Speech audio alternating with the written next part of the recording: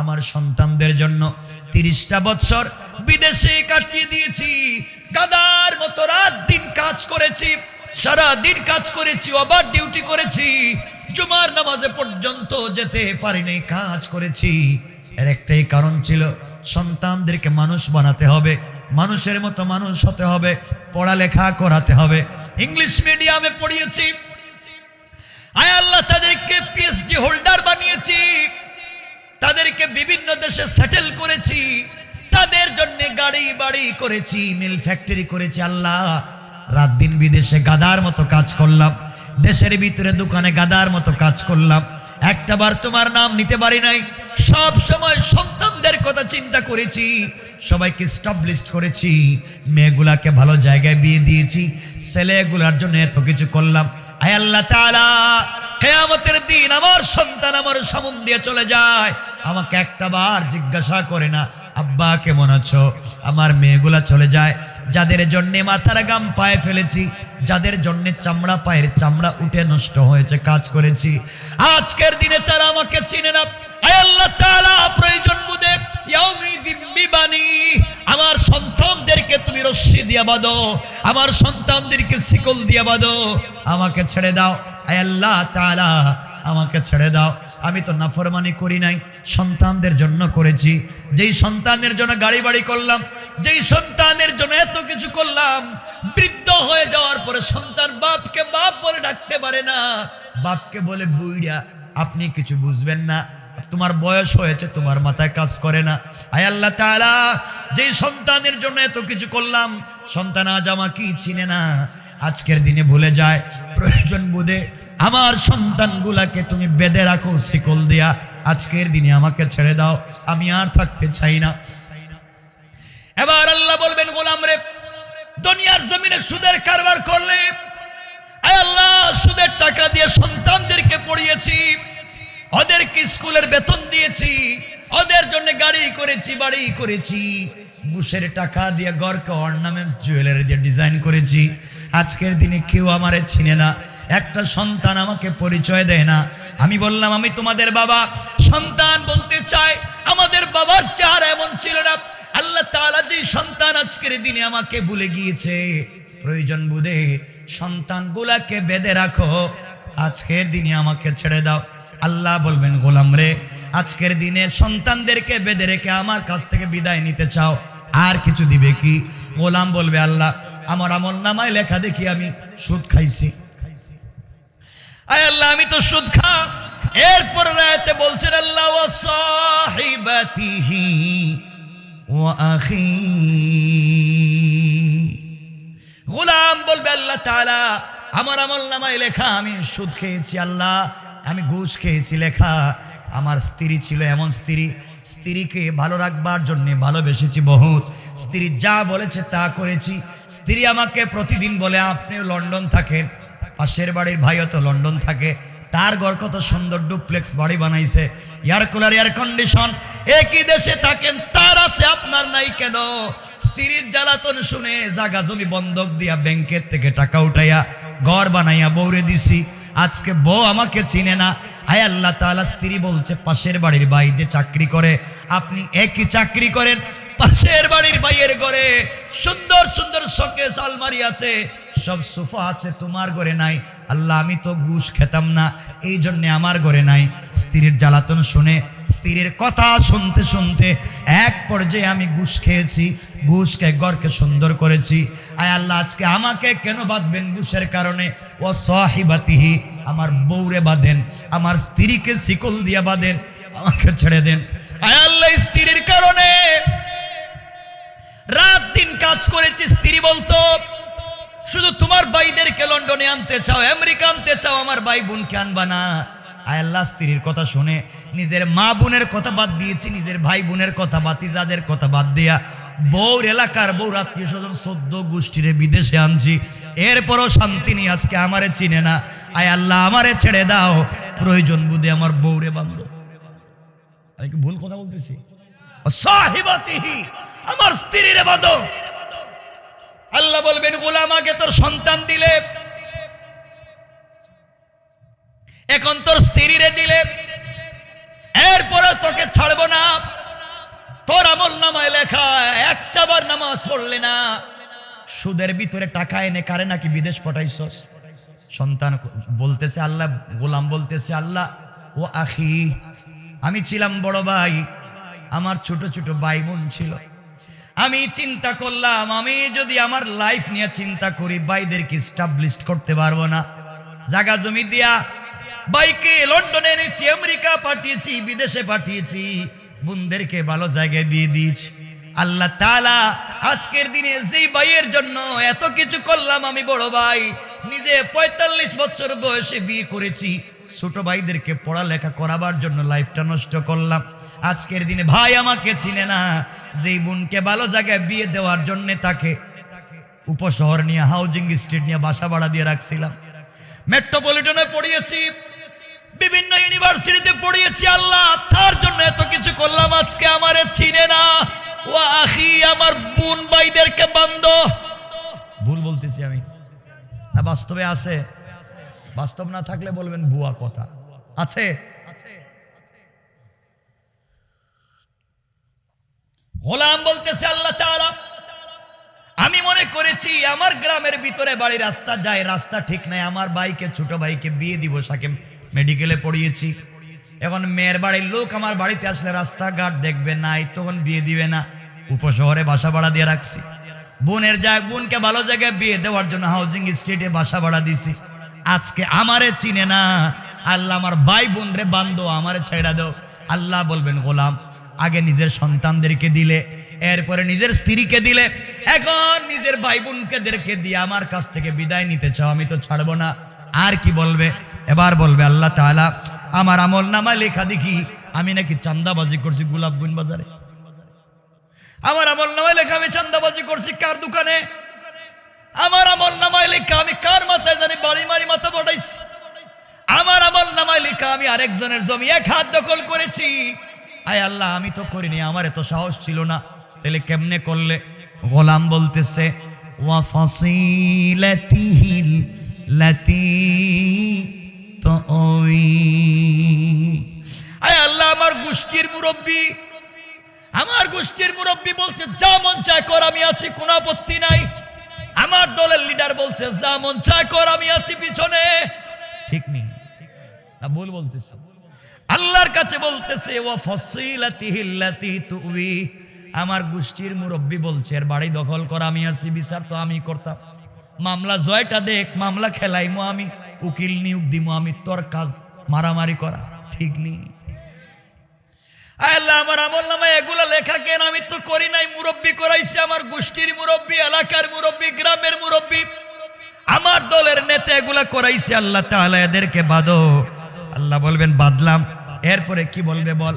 গোলাম বলতেছে আল্লাহ আমার সন্তানদেরকে দিলাম, আমার মা বাপ দিলাম, আমার ভাই বোনদেরকে দিলাম, আমার স্ত্রীকে দিলাম, সবাইকে দেওয়ার পরে তুমি আমাকে ছেড়ে দিবে না, আর কি দিব? গোষ্ঠীর মুরব্বী দিলাম, এলাকার লিডাররে দিলাম, যাদের কথায় নাফরমানি করলাম এরপরে তুমি ছাড়বা না।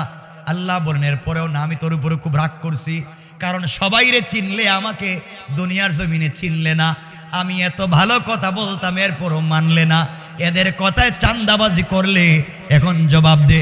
তুমি নাকি কানাডায় গিয়া রেস্টুরেন্ট ব্যবসা করো, ইংল্যান্ডে রেস্টুরেন্ট ব্যবসা করো, পানির বদলা মদ বিক্রি করো, শয়তানি, এর শেষ বয়সে এসে হজ করছো, বাটপারি। কথা কন না? আমি ভুল কথা মনে বলতেছি? ভুল বলতেছি? এগুলা বাদ দেয়া লাগবে, হালাল পথে চলা লাগবে। মদের ব্যবসা হালাল, তা আসতে বললেন কেন? সবাই বললে কষ্ট হয় নাকি? তা মদের ব্যবসা হালাল না হারাম? বলেন মদ হালাল না হারাম? আমার বন্ধুগণ, এবার গোলাম বলতেছে আল্লাহ তাআলা এত কিছু দিলাম, ছাড়লা না, তাহলে শোনো, ওয়ামান ফিল আরদি জামিআন সুম্মা ইউনজি। আয় আল্লাহ তাআলা, তাহলে আপনার পায়ে ধরি, আসমান জমিনে যা আছে, পৃথিবীতে যা কিছু আছে সব তোমারে দিলাম, জমিনে যা আছে সব তুমি নেও, তোমার পায়ে ধরি, সুম্মা ইউনজি, এরপরে আমারে ছাড়ো। আল্লাহ বলেন তোর গোলাম কি কথা কি বলা শেষ? গোলাম বলতেছে আল্লাহ কথা বলা তো শেষ। আল্লাহ বলেন এক পর্যায়ে তুই তোর সন্তান আমাকে দিয়া নিজেকে বাঁচাইতে চাইলি, নিজের স্ত্রীকে আমাকে দিয়ে নিজেকে বাঁচাইতে চাইলি, নিজের ভাই বোনকে দিলে, নিজের মা বাপকে দিলে, গোষ্ঠীর মুরব্বী দিলে, আসমান জমিনে যা আছে তা দিয়ে আমার কাছ থেকে বাঁচতে চাইলে তোর দেওয়া কি শেষ? আল্লাহ এরপর আর কি দিব? আর তো কিছু নাই। আল্লাহ বলেন এবার শুন আমি কি বলি। আল্লাহ বললেন গোলাম শুন, কাল্লা ইন্নাহা লাযা, কখনো না তোরে ছাড়তাম, তোরে ছাড়া ছাড়ি নাই। আজকে এগুলা বইলে লাভ নাই, দুনিয়ায় কেন বুঝলে না? কাল্লা ইন্নাহা লাযা, নিশ্চয় তোকে আগুন দিয়ে জ্বালাবো। কোন আগুন? নাযাতাল লিশাওয়া, যে আগুন চামড়া জ্বালিয়ে দেয়, হাড্ডি জ্বালিয়ে দেয়, গোশত জ্বালিয়ে দেয়। আল্লাহ বলছেন গোলাম রে, 1 লক্ষ বকরির বাচ্চাকে মাথা নিচের দিকে করে পা উপর দিকে উঠাইয়া জীবন্ত বকরির বাচ্চার শরীর থেকে টেনে টেনে চামড়া নামালে যে ব্যথা হয়, কষ্ট হয়, আমি আল্লাহ তুমি যে সুদ খাইলা, ঘুষ খাইলা, নাফরমানি করলে, এই জন্যে কিয়ামতের দিন তোমার মাথা নিচের দিকে করে পা উপর দিকে উঠাইয়া 19 জন ফেরেশতা দিয়া তোমার চামড়াও পাত থেকে মাথার দিকে টাইনা টাইনা নামাবো, তোমার মত হবে না। বলেন নাউজুবিল্লাহ। কি বুঝলেন? কোনোভাবে মাফ আছে? কথা বলছেন না কেন? কোনোভাবে মাফ আছে। এরপরে আল্লাহ বলছেন তাদউ মান আদবারা ওয়া তাওয়াল্লা, এখন ডাক দে। যাদের কথা এত কাহিনী করলে এদেরকে ডাক দে, ডাক। কেউ আসবেনি, আপনারা যাইবেন নি, ওই দিন তো চিনবেনই না কাউরে। এরপর আল্লাহ বলছেন ভাবতেছ তোমার নাকি লন্ডনে 4টা বাড়ি আছে, সিলেটে 6টা বাড়ি, গোলাপগঞ্জের 2-4টা বাড়ি আছে, সব বিক্রি কইরা মনে হয় আমার কাছ থেকে বাঁচবা। আল্লাহ বলছেন ওয়া জামা ফাওয়া, টাকা জমাইছিলা আর গণনা করছিলা, ডিপিএস করছো, ডিপিএস 10 বছরের জন্য ব্যাংকে কি করে ডিপোজিট করে, ফিক্সড ডিপোজিট, এগুলা করছিলা না, এখন টাকা নিয়ে হাঁটো, কাজ হবে না। ওয়া জামা ফাওয়া, সম্পদ জমা করছো আর পুঞ্জীভূত করেছো, এখন খবর আছে। বলেন তো বাঁচার কোনো পথ আছে? আপনারা কিছু বলতেছেন নাকি? আছে পথ?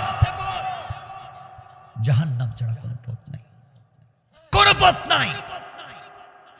আফসোসের বিষয় হচ্ছে সমাজ এত নিচে নেমে যাচ্ছে, আমাদের ঘরে ঘরে সুদ ঢুকে গেছে, ঘরে ঘরে সুদ ঢুকে গেছে, ঘরে ঘরে ঘুষ ঢুকে গেছে, ঘরে ঘরে নাফরমানি, জেনা, ব্যভিচার ঢুকে গিয়েছে, বেড়ে গিয়েছে, আমাদের কোনো খবর নাই।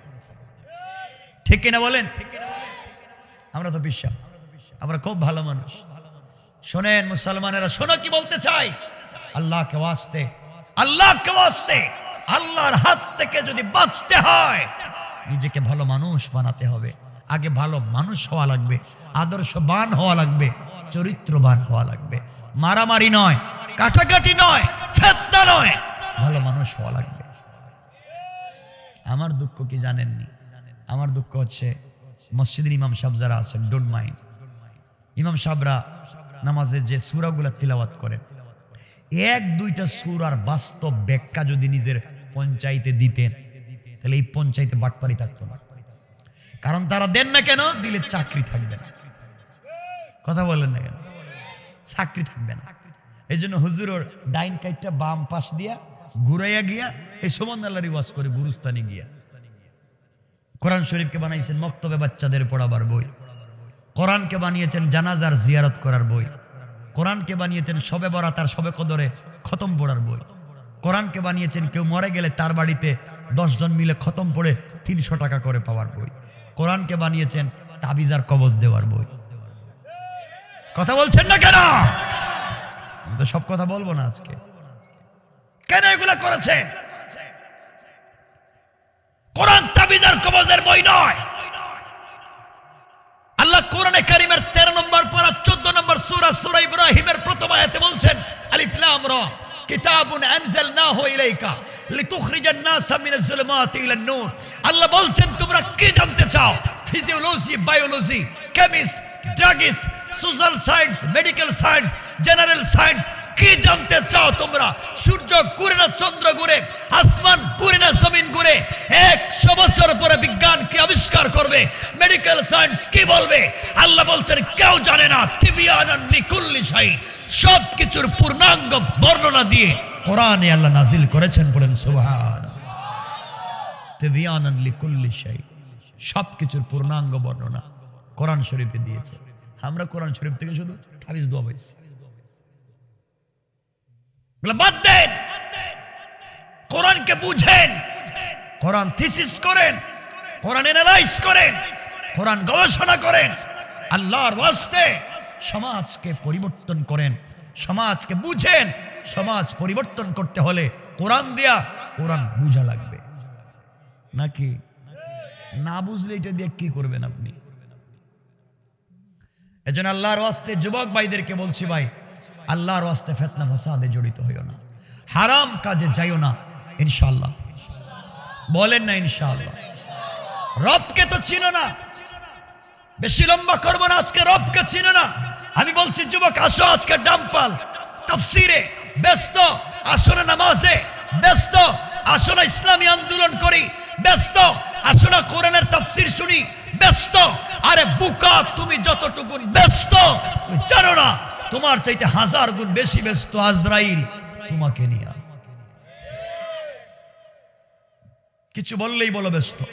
তোমার নাকি আমেরিকার স্পন্সর এসেছে, তোমার নাকি সাপোর্টিং লেটার এসেছে, তুমি নাকি গ্রিন কার্ড পেয়েছো, তুমি আগামীকালকে সকাল 7টায় ফ্লাইট, সবার কাছ থেকে বিদায় নিচ্ছ। তোমরা আমার বিদায় দিও, আর হয়তো দেখা হবে না। বিদায় নিতে নিতে, বন্ধুর বাড়িতে, আত্মীয় স্বজনের বাড়িতে ঘুরতে ঘুরতে তোমার তো সময় শেষ, নামাজের টাইম নাই। আরে বুকা, সবার কাছ থেকে বিদায় নিয়া তোমার পাসপোর্টের ভিসা বালিশের নিচে রাইখা তুমি বালিশে ঘুমাইছো।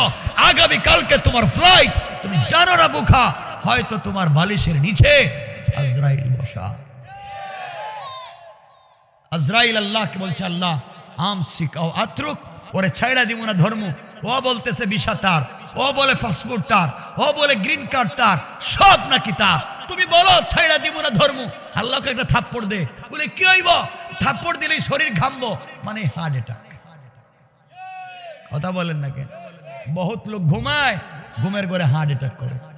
এটা মনে নাই, মনে হয় জীবনে শোনেন নাই, মনে হয় শেষ। আমি বললাম গোলাপগঞ্জের ব্যবসায়ী, শোনো, তোমার নাকি ব্যবসার অভাব নাই। সিলেট শহরে বিজনেস, গোলাপগঞ্জ বিজনেস, বিয়ানীবাজারে বিজনেস, কোটি টাকার বিজনেস, সারাদিন বিজনেস করেছ।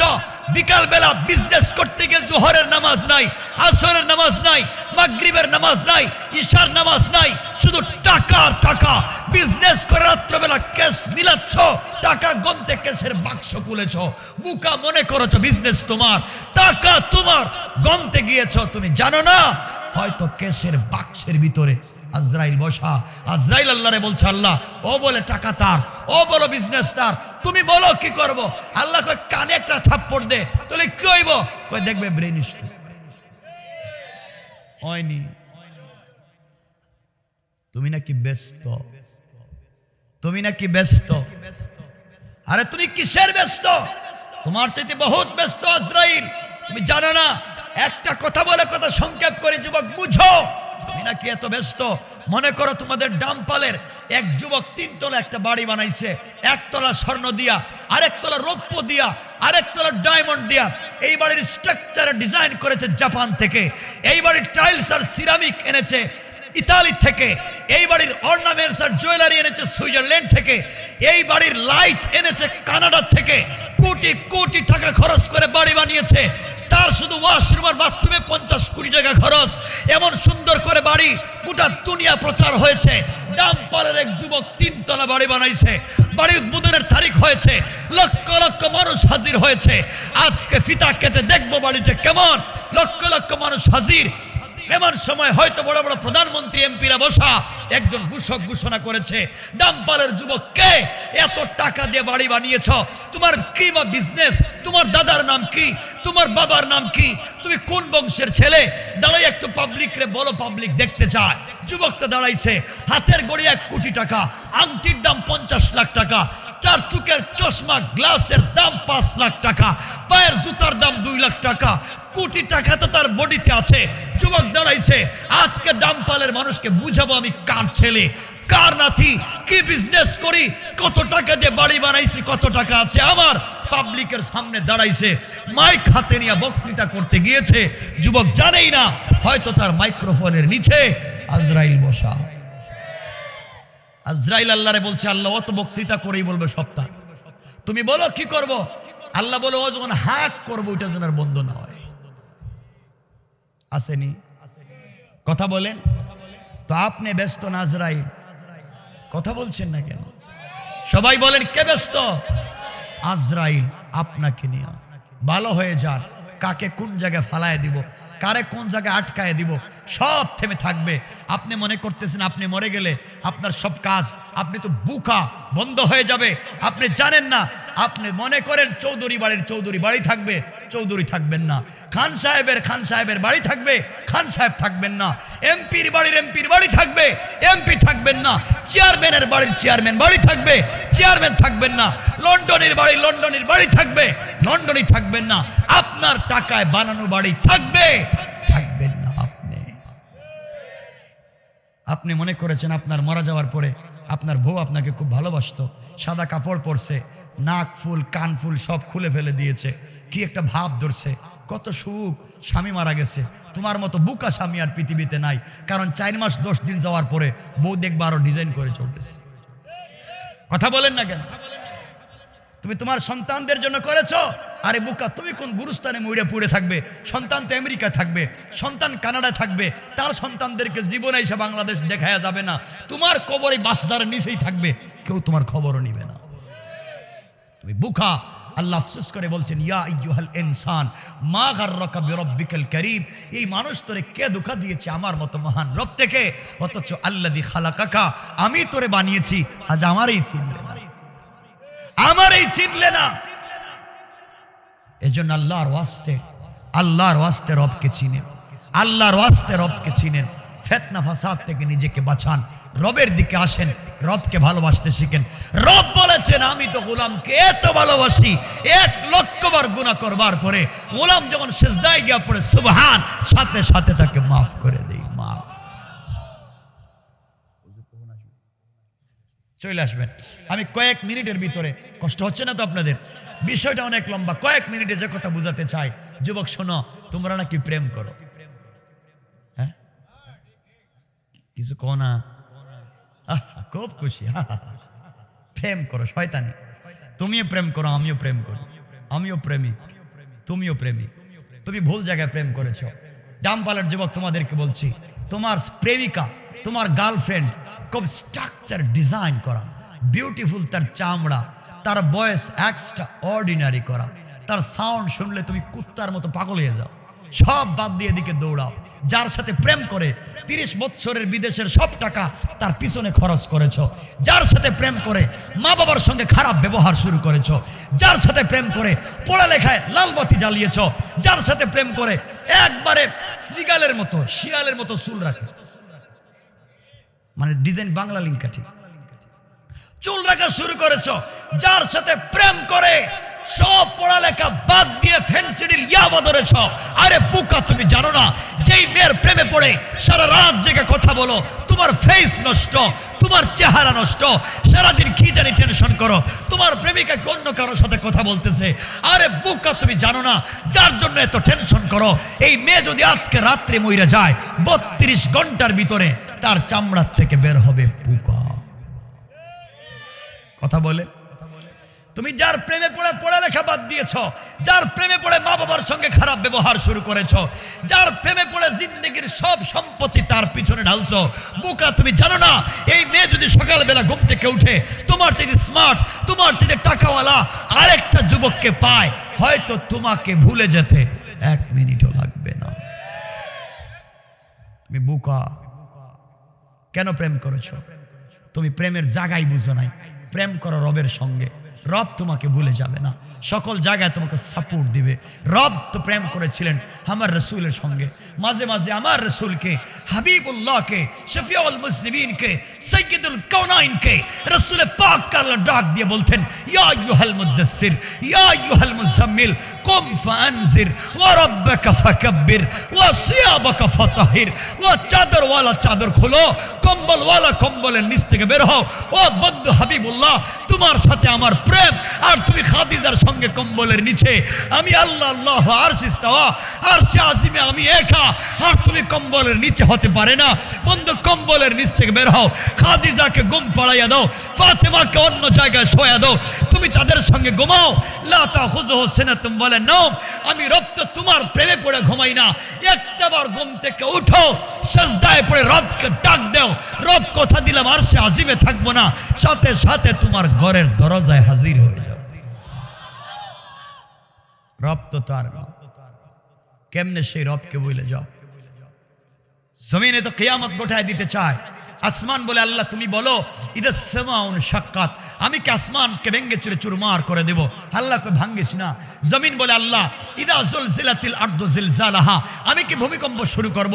আল্লাহ কই করিস না। ইসরাফিল কই আল্লাহ যেগুলারে তুমি গোলাম বইলা বানাইছো সব তো শয়তান আর বদমাইশ, একটাও তোমার কথা শোনে না, আমি কি সিংহায় ফুক দিব? আল্লাহ কই দিস না। এবার আসমান বলে, জমিন বলে, ইসরাফিল বলে আল্লাহ যারা তোমার নাফরমানি করে এদেরকে মারতে তোমার এত দাগ লাগে কেন? দিলে কেন মারতে দেও না? আল্লাহ বলছেন পাগলা, তোমরা জানো না ডাম্পালের কিছু যুবক আর যুবতী গভীর রাত্রে যখন ঘুম থেকে উঠা, যাদের বডিতে জোয়ানি আছে, যাদের বডিতে প্রেম আছে, তারা চাইলে সেনা করতে পারে, মদের বারে যাইতে পারে, ফেন্সিডিল ইয়াবা খাইতে পারে, শয়তানি নাফরমানি করতে পারে। এগুলাকে বাদ দিয়া জোয়ান আর জোয়ানি যুবক আর যুবতী গভীর রাত্রে ঘুম থেকে উঠা চোখের পানি ছাইড়া যখন আমি রবের কদমে পড়ে যায়, তখন সাথে সাথে সব ভুলে যায়। গোলাম যখন সেজদায় গিয়ে পড়ে সুবহান, তখন আল্লাহ ফেরেশতাদেরকে বলল, ও ফেরেশতা আমার গোলাম কি বলছে? আল্লাহ ও বলছে সুবহান, তুমি নাকি পবিত্র, সে নাকি অপবিত্র। আল্লাহ বলুন ও কি আমার কোনোদিন দেখছে? আল্লাহ দেখে নাই? টাম্পালের যুবক তোমারা দেখে নাই? না দেখে স্বীকার করছে, বহুত নাফরমানি করছে, বহুত শয়তানি বদমাইশি করছে, আজকে বুঝছে তুমি সুবহান, তুমি পবিত্র, সে অপবিত্র। আল্লাহ বলেন গোলাম না দেখা আমাকে স্বীকার করলো সুবহান, আমি আল্লাহ বললাম সাব্বাহতানি, অবশ্যই আমি পবিত্র। গোলাম তুই আমাকে সুবহান বলার কারণে সাব্বাহতুকা, তোকেও বানাইয়া দিলাম পবিত্র, আখিরাতে দিলাম বিনা হিসাবের জান্নাত।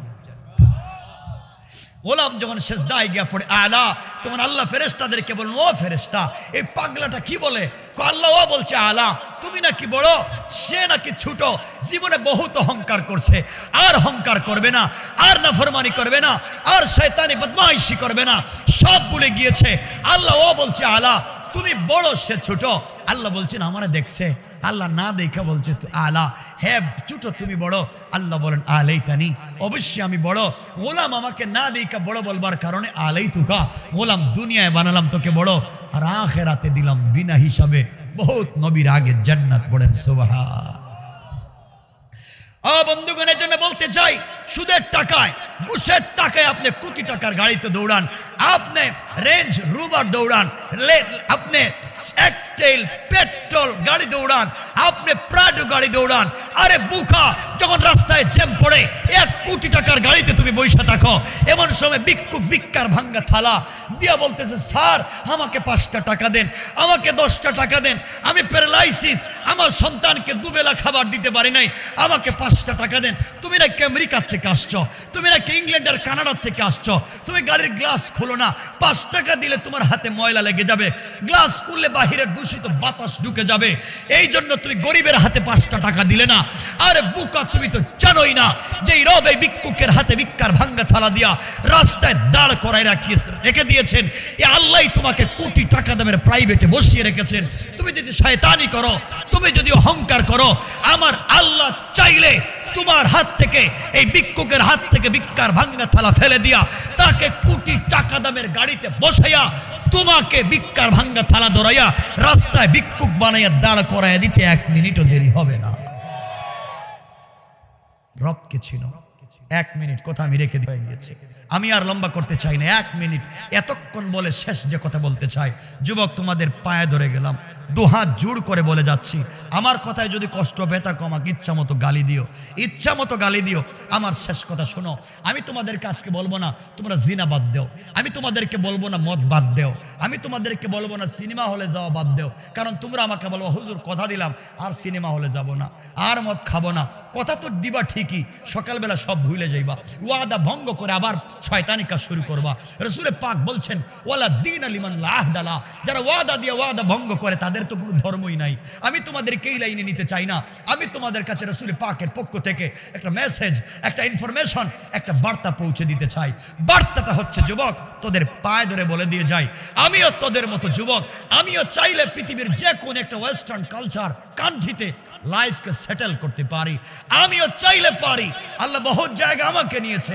যে কথা তোমাদেরকে বলতে চাই যুবক শোনো, বন্ধুদের পাল্লায় পড়ে মদের বারে গিয়েছ, বন্ধুদের পাল্লায় পড়ে মদের বারে গিয়েছ, বন্ধুদের পাল্লায় পড়ে সিনেমা হলে গিয়েছ, সিনেমা হলে সিনেমা চলতেছে, নাচ চলছে, গান চলছে, নর্তকীরা নাচছে, ডান্স হচ্ছে।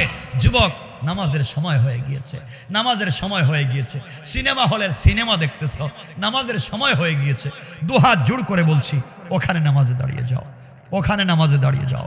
বন্ধুদের পাল্লায় পড়ে মদের বারে গিয়েছ, মদের বোতল সামনে, জম কালো আয়োজন, নাচ আর গান, উলঙ্গপনা চলতেছে, তোমার হাতে মদের বোতল, নামাজের সময় হয়ে গিয়েছে, বোতলটা টেবিলে রাইখা দাও, আগে নামাজে দাঁড়িয়ে যাও, আগে নামাজে দাঁড়িয়ে যাও। বন্ধুদের পাল্লায় পড়ে ফ্যান্সি ডিলের বারে গিয়েছ, ফ্যান্সি ডিল তো তোমার হাতে, নামাজের সময় হয়ে গিয়েছে, বোতলটা পকেটে রেখে দাও, নামাজে দাঁড়িয়ে যাও। বন্ধুদের পাল্লায় পড়ে ইয়াবার ট্যাবলেট হাতে নিয়েছ, নামাজের সময় হয়েছে, ট্যাবলেটটা পকেটে রেখে দাও, আগে নামাজে দাঁড়িয়ে যাও, আগে নামাজে দাঁড়িয়ে যাও। বন্ধুদের পাল্লায় পড়ে জিনা করে ফেলেছ, বদমাইশি করে ফেলেছ, তুমি অপবিত্র, তোমার দু হাত, তোমার দু পায়ে হাত দিয়ে বলে গেলাম যুবক পবিত্র হয়ে ওখানে নামাজে দাঁড়িয়ে যাও, ওখানে নামাজে দাঁড়িয়ে যাও। যদি মাথায় পাগড়ি থাকে পাগড়ি পরে নামাজে দাঁড়িয়ে যাও, পাগড়ি যদি না থাকে একটা টুপি পরে নামাজে দাঁড়িয়ে যাও, টুপি যদি না থাকে খালি মাথায় নামাজে দাঁড়িয়ে যাও, খালি মাথায় নামাজে দাঁড়িয়ে যাও। একটা পাঞ্জাবি যদি থাকে পাঞ্জাবি পরে নামাজে দাঁড়িয়ে যাও, পাঞ্জাবি যদি না থাকে একটা শার্ট পরে নামাজে দাঁড়িয়ে যাও, শার্ট যদি না থাকে একটা টি শার্ট পরে নামাজে দাঁড়িয়ে যাও, টি শার্ট যদি না থাকে একটা সেন্ডু গেঞ্জি পরো, তাও তুমি নামাজে দাঁড়িয়ে যাও। সেন্ডু গেঞ্জিও যদি না থাকে খালি মাথায় খালি গায়ে, তাও তুমি নামাজে দাঁড়াও, তাও তুমি নামাজটা পড়ো। যদি একটা পায়জামা থাকে পায়জামা পরে নামাজে দাঁড়িয়ে যাও, পায়জামা যদি না থাকে একটা প্যান্ট পরে নামাজে দাঁড়িয়ে যাও, প্যান্টও যদি না থাকে শুধু হাঁটু থেকে নাভি পর্যন্ত ঢাকো, তাও তুমি নামাজে দাঁড়িয়ে যাও। আরে বুকা তাও যদি না থাকে উলঙ্গ হয়ে তাও তুমি নামাজে দাঁড়িয়ে যাও, তাও নামাজটা পড়ো, তাও সময় মতো নামাজ পড়ো। অজুর ব্যবস্থা থাকলে অজু করে নামাজ পড়ো, অজুর ব্যবস্থা না থাকলে তায়াম্মুম করে নামাজ পড়ো। তায়াম্মুমের ব্যবস্থা নাই, অজুরের ব্যবস্থা নাই, বিনা অজুতে বিনা তায়াম্মুমে খালি গায়ে উলঙ্গ হয়ে তাও নামাজে দাঁড়িয়ে যাও। যেখানে আছো আমার বিশ্বাস রক্ত বলেছেন ইন্না সালাতে তানহা আনিল ফাহশাই ওয়াল মুনকার, এক সময় এই নামাজই তোমাকে সকল অশ্লীলতা থেকে বাঁচাইয়া বাঁচাইয়া আল্লাহ পর্যন্ত পৌঁছায় দিবে ইনশাআল্লাহ। কথা মনে থাকবে তো ইনশাআল্লাহ। হুজুর চলে আসছেন, আমাকে যিনি কলিজার থেকে ভালোবাসেন নিজের সন্তানের মতো, আমিও যাকে বাবার মতো ভালোবাসি। আসতে পারি না সিলেটে, আমার জন্য দোয়া চাই, হুজুরের জন্য দোয়া করবেন, আল্লাহ যেন হায়াতে খাইরিয়াতের ফয়সালা করেন। اللهم لك الحمد كله ولك الشكر كله نسألك الخير كله ونعوذ بك من شر كله إنك على كل شيء قدير. السلام عليكم ورحمة الله.